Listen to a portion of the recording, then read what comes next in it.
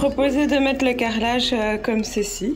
C'est très joli, c'est original, ça change Mais sans, la pose classique. Sans faille quoi. Sans rainure. Elle part de sans rainure. Tu comprends? Ah, il n'y a pas de joint? Il m'a dit que... Mais après on va passer avec un film quoi.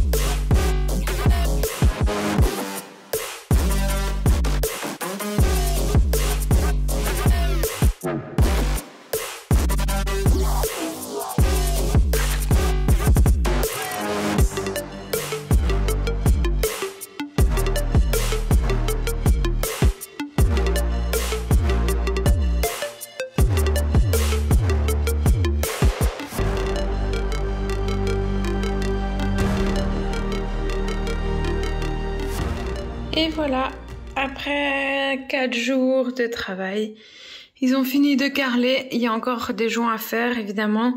Et ne vous étonnez pas, au sol, c'est normal, le joint est vraiment très fin. C'est le style que le carreleur a proposé. Donc voilà, on a accepté. Donc voilà, et on a encore les joints à faire. Et puis après, ça va tout doucement se finir, hein, enfin les petites finitions. Il faudra nettoyer les murs, mettre du joint aussi ici pour que ce soit clair. Et donc il a repris le carrelage du mur pour en faire une plinthe ici. Et puis une fois qu'on aura nettoyé, on va peindre ici le mur et le plafond.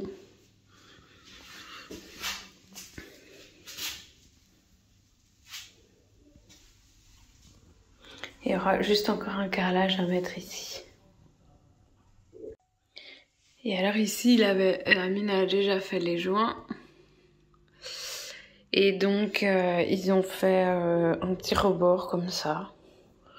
Pour éviter que l'eau ne coule par là. Bon, je trouve que c'était pas vraiment nécessaire, mais voilà. Bon, c'est fait, c'est fait. Bon, par contre, là, c'est le bazar. Ça me donne des boutons. Mais bon, Amine me dit que ça va partir, qu'il n'y a pas de souci. Donc, ici, la chambre de Samy. Il faut qu'on range tout, qu'on nettoie tout, qu'on clean tout. Et comme ça, je vais pouvoir enfin aménager cette pièce-ci. Parce que petit bébé grandit et ce serait cool qu'il ait une chambre quand même, hein, parce que bon là il dort avec nous évidemment, mais à un moment donné il va bien falloir qu'il ait sa chambre. Hein.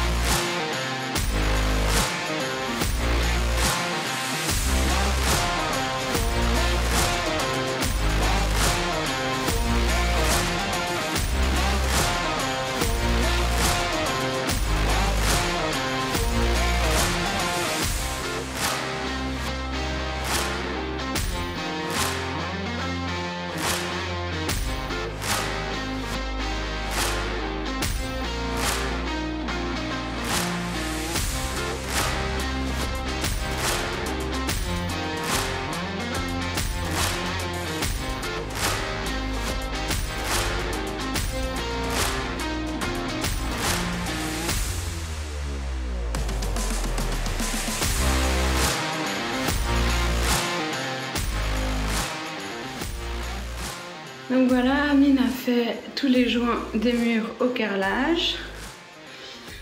Et moi je viens de nettoyer tout le sol pour qu'ils viennent faire les joints au sol.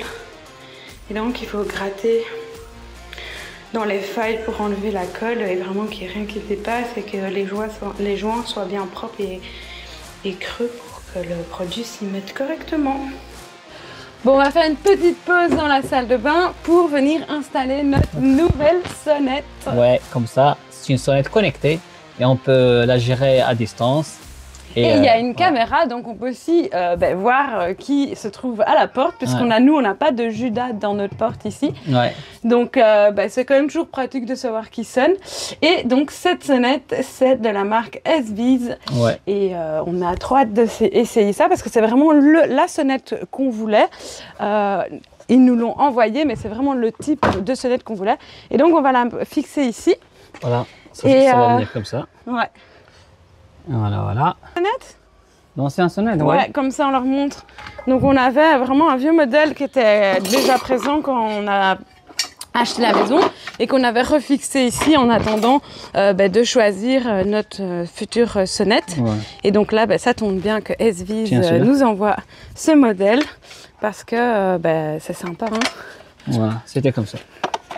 Voilà, ça c'est l'ancienne et maintenant on passe à la nouvelle. Et moi j'aime bien le fait que ce soit connecté parce que ça veut dire qu'on pourra ouvrir la porte à distance. Et on a des badges aussi. Et on a des badges et on pourra aussi savoir qui a sonné à notre porte. Voilà, c'est toujours un petit gadget qui fait plaisir. On commence le travail. Ouais. À l'intérieur, on a toutes des câbles qui arrivent. On a des câbles qui arrivent, qui a la gâchette et un câble qui connecte l'interphone de l'extérieur avec la tablette à l'intérieur. La tablette qui va se trouver près du tableau domotique ici. Ouais, ce qu'on n'a pas encore entièrement terminé, mais ils sont utilisables, fonctionnels. Et c'est ça l'écran. C'est ça l'écran. Et du coup, l'écran, il sera là. On va le mettre ici. Et donc, du coup, quand on sera, nous, ici dans notre maison, on entend sonner, on fait « Ah, il y a quelqu'un !» Et alors on regarde, hop, directement là, on jette un œil à droite. Ok, c'est la voisine, je peux aller lui ouvrir, il n'y a pas de souci. Ou tu peux appuyer sur le bouton pour l'ouvrir. Ouais, ou appuyer directement sur le bouton, mais bon. Ou avec le GSM. Ou avec le GSM. Directement. Alright, allez, let's go, on installe ça maintenant.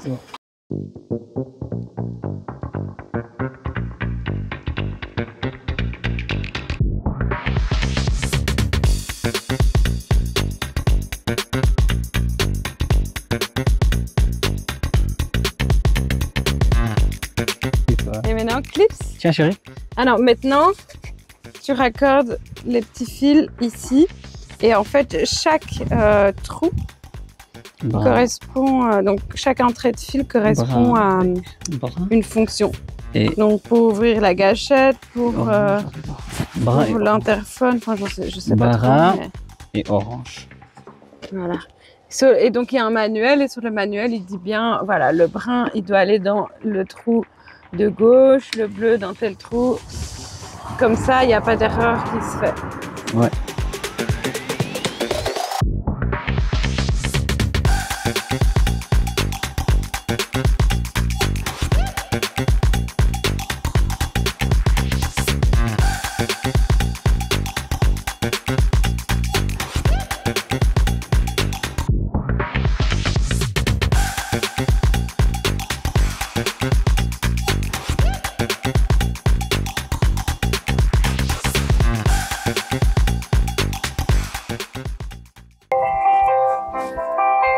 C'est bien.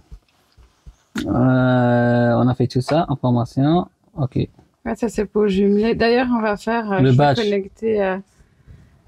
Donc, évidemment, on a connecté avec l'application. Et voilà, ici, notre sonnette. Il fait bien beau aujourd'hui. Hein. Et alors, quoi? Bah, je sais pas. Attends, voilà, là, il y a plein de petites fonctionnalités. Qu'est-ce qui est sauvegardé, par exemple?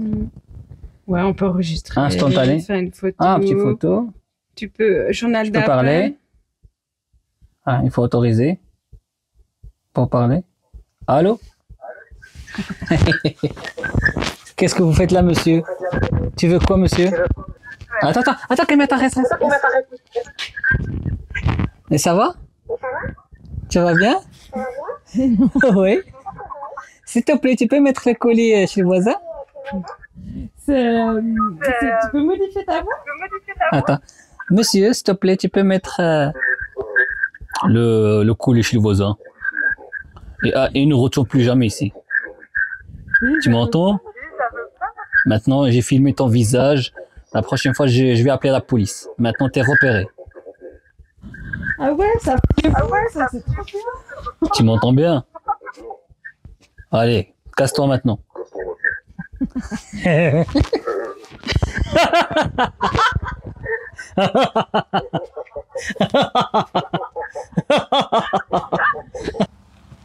ben voilà, on a terminé l'installation de notre cher interphone Ezwiz.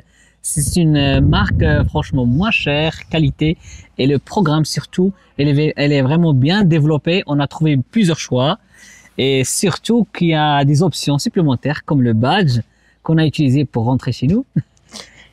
Et si ça vous intéresse d'avoir plus d'infos, allez voir en description, on vous met un lien. La marque fait aussi des caméras de surveillance, ils font des prises connectées.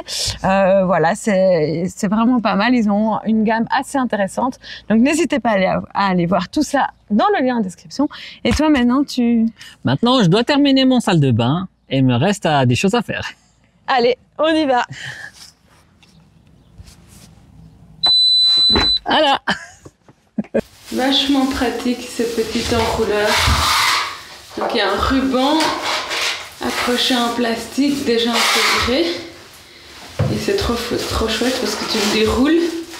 Et puis après tu coupes, il y a une petite lame avec des dents pour couper. Et le plastique quand on le déroule, eh bien, il y a une lame intégrée.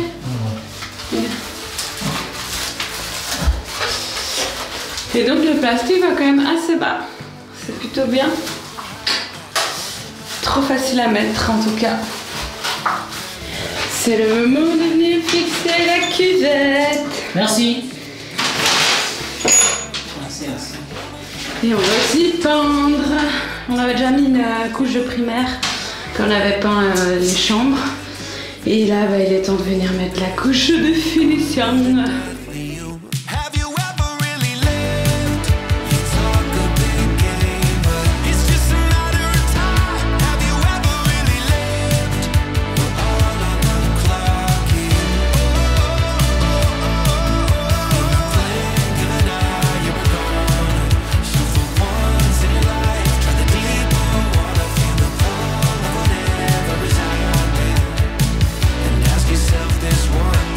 Voilà, je vais venir peindre la salle de bain. Donc on avait déjà mis un primaire.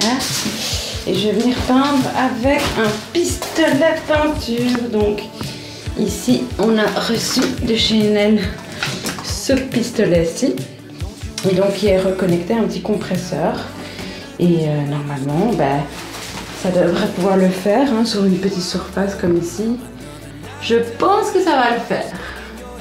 En tout cas, trop contente d'essayer ce genre d'outils et de voir si ça ça change par rapport à le pinceau ou pas. Allez, c'est parti!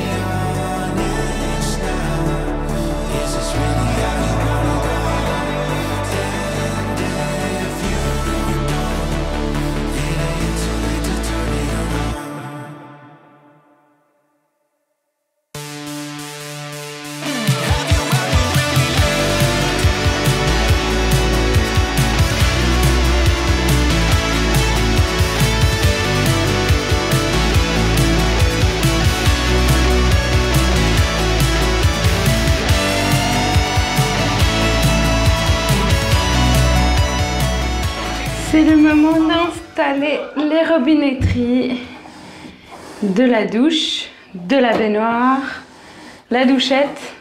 Parce que oui, ici, nous allons installer une douchette parce que nous n'avons pas les moyens d'acheter une toilette japonaise. Hein. Ouais. Du coup, solution beaucoup plus économique et qui est utilisée partout dans le monde, en Asie et en Afrique. Les douchettes. Ah oui, bah oui. Et voilà la douche. Donc on va avoir une douche avec un pommeau pluie. Par contre, l'erreur qu'on a fait, c'est qu'on a mis le spot là, centré. Il sera juste au-dessus de la douche. Donc bon, c'est pas très intelligent parce qu'il y aura vraiment le pommeau de la pluie qui va se retrouver là, en dessous du spot. Donc évitez de faire cette erreur-là chez vous.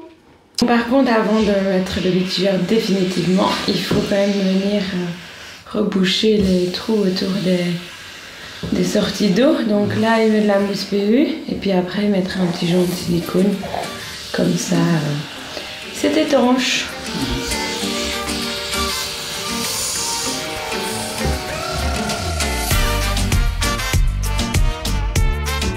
Voilà le silicone pour rendre un peu plus étanche l'histoire.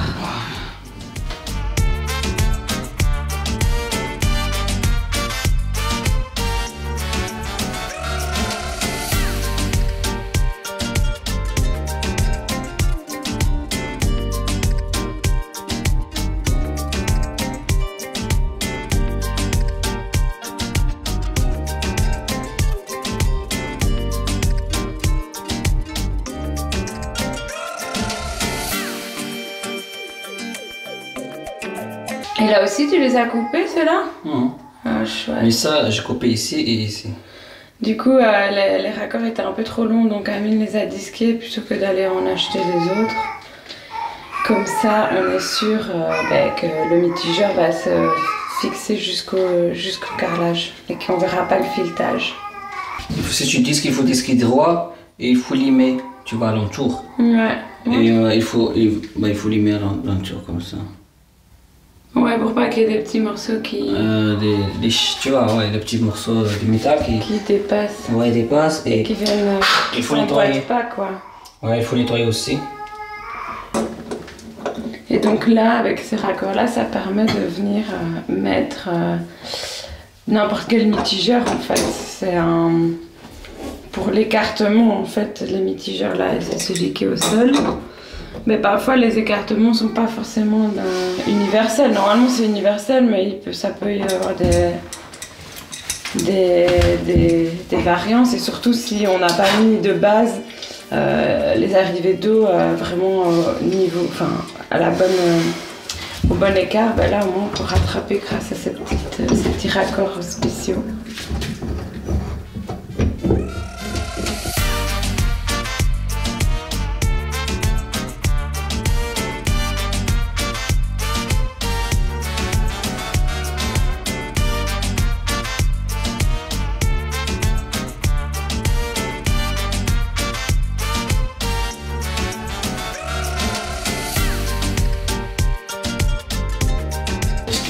Bon, du coup, on a fait l'erreur de mettre le spot là où on a mis la douche, ou est-ce qu'on a fait l'erreur de mettre la douche là où on a mis le spot? Ça, c'est à vous de décider. Mais donc, Amine va déplacer le spot parce que c'est un peu dommage. En fait, après, avec la plaque de douche pluie, ben, ça n'ira plus. Attention de ne pas te retrouver avec le plafond. Hein.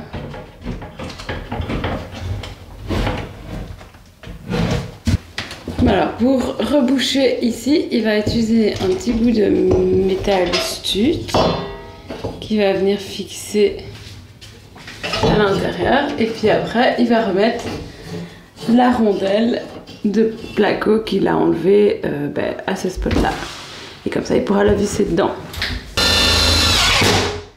Voilà. Tu vois? Voilà, magnifique.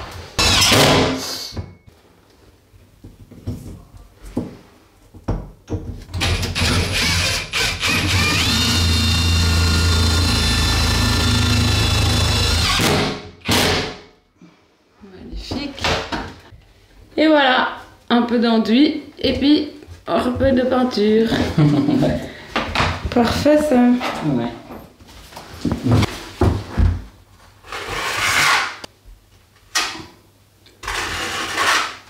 Il a enlevé le film plastique et nettoyé la petite douche. Et maintenant, il va venir faire les joints silicone. Bon, au moins, tu auras un rythme tout.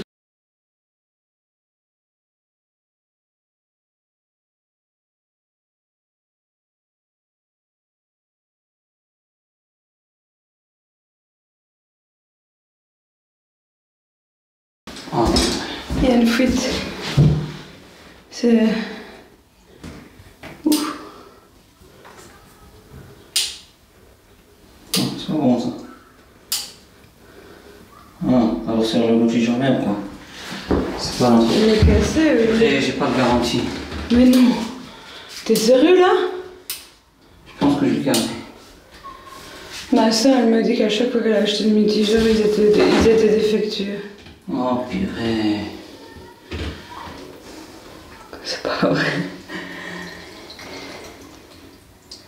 Là, l'eau, elle est coupée ou elle est... J'ai coupé mais c'est pas vraiment grave. Bon, ben, il y a une fuite, a priori, ça a l'air d'être le mitigeur qui est défaillant. Ah, c'est pas normal, c'est pas bon. Ah!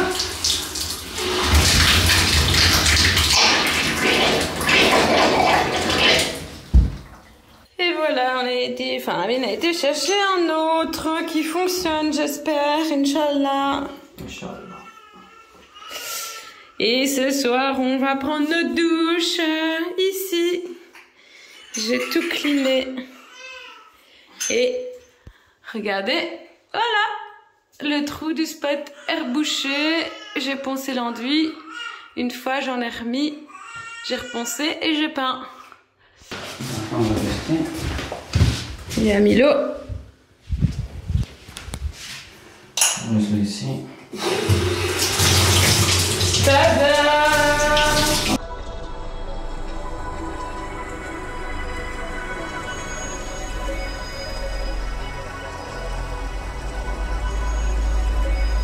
Et voilà, la salle de bain est quasiment terminée. En tout cas pour ce qui est de la baignoire, du carrelage et de la douche, on est bon. Alors après, évidemment, il faudra bien mettre le meuble ici avec l'évier, un meuble voir, le radiateur ici, faire la dernière ici, mettre un carrelage sur le cache de la baignoire. Et évidemment, ben, il y aura la porte à faire et mettre les spots. Donc bon, il y a encore quelque chose à faire, mais disons que là, on va pouvoir déjà se prendre des bains et aussi prendre des douches.